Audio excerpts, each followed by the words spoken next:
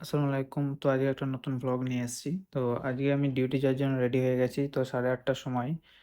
তা ডিউটি যাচ্ছি আস্তে, আস্তে। আর সামনে দেখতেই পাচ্ছ পিছনে আজকে প্রচুর রোদ উঠেছে। তো আজকে গরমটা একটু বেশি। তো বাট কি করব, বাইরের দেশে এরকমই হয়। কাতার, সৌদি, দুবাই এদিকে এরকমই গরম হয় সবসময়তে। তো এদিকে গরমের আর নতুন কিছুই নেই। তো এটা প্রত্যেক মাসেই হয় এটা। নতুন কিছু নয়। তো অলরেডি সবাই গাড়ি করে যায়, বাট আমি হেঁটে, হেঁটে যাই। কারণ সকালে তো এমনিতে ওঠা হয় দেরিতে, তারপরে হাঁটা চলা তো হয়ই না। সেজন্য হেঁটে, হেঁটে যাওয়া হয় একটু। কারণ একটু হেঁটে গেলে শরীরে একটু ব্যায়াম হয়ে যাবে সকালে। সেই কারণে শরীরচর্চাটা করার জন্য একটু হেঁটেই যাই। তার সঙ্গে একটু ভিডিও করা হয়। তো অলরেডি লাইফে অনেক কিছুই করছি, অনেক কিছুই দেখছি। বাট কাতারে হয়ে গেছে অনেকদিন, প্রায় ২ বছরের কাছাকাছি। তো এতদিন ধরে কাজ করছি এই কোম্পানিতে। এখনো পর্যন্ত আছি এই কোম্পানিতে। তো দেখাই যাক কি হয়, কি কদ্দূর।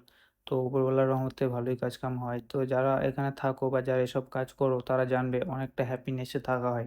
বাইরের দেশে এরকমই সবাই ফ্রেন্ড, সবাই ভাই, সবাই ফ্যামিলি। এখানে কোনো কিছুর পরিবর্তন নেই কো। এখানে সবকিছুকে সবকিছু মানিয়ে নিতে হয়।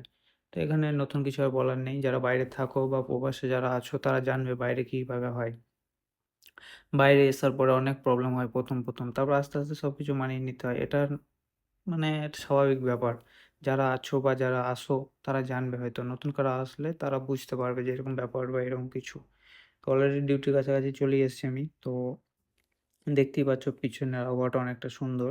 তাই হচ্ছে সেই গ্র্যান্ড মল বা এখানে অনেক কিছুই সামান পাওয়া যায়। আনসার গ্যালারি বা বলা হয় এটাকে।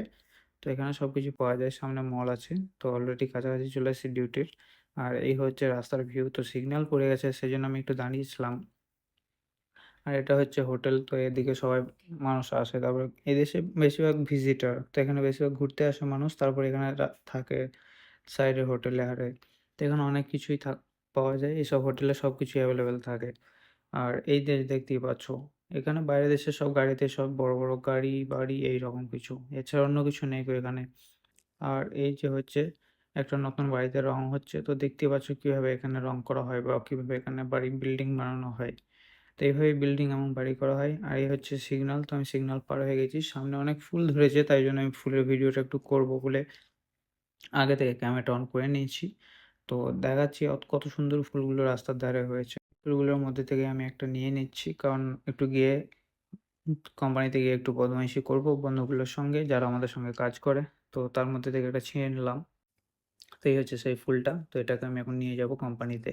দেখতেই পাচ্ছ অনেক সুন্দর লাগছে, জানি না এদেশে ফুল বা কিছু এরকম রাস্তার পাশাপাশি পাওয়া মানে একটা অস্বাভাবিক ব্যাপার। কারণ এদেশের ফসল বা এদেশে আমাদের যেমনি ঘাস, ধান এসব মানে হয়। এখানে এসব কিছু নেই। এখানে সবই মরুভূমি আর বালু। তো এখানে এরকম পাওয়াটা অনেকটা অস্বাভাবিক বা এখানে একটা কৃত্রিম। এখানে কোনো মানে কি বলবো? একটা স্বাভাবিকভাবে কোনো কিছু পাওয়া যায় না। সবকিছুই এখানে তৈরি করা হয়। তো এগুলোতে মাটি দেওয়ার পরে এগুলোতে গাছ লাগানো হয়েছে। তো এই হচ্ছে দোকানে আমি চলে এসেছি অলরেডি ডিউটিতে। তো ডিউটিতে আসার পরে ওপেন করব সবকিছু। কারণ আমি তো এসে ওপেন করি। তো ওপেন করার পরে আমি অফিসে যাব। অফিসে গিয়ে মেইন সুইচগুলো অন করব।